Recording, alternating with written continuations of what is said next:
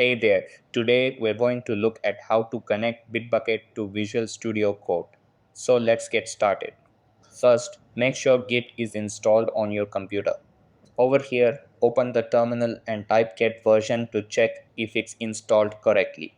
After that, make sure you have a Bitbucket account and a repository already created. Then open Visual Studio Code and click on the terminal. Over here, create a folder on your computer and paste its location in the terminal. After that, go to the Bitbucket website and copy the repository link.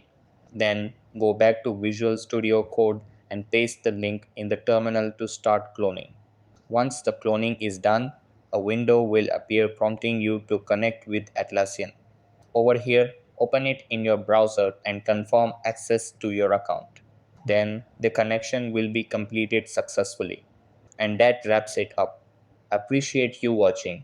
See you in the next.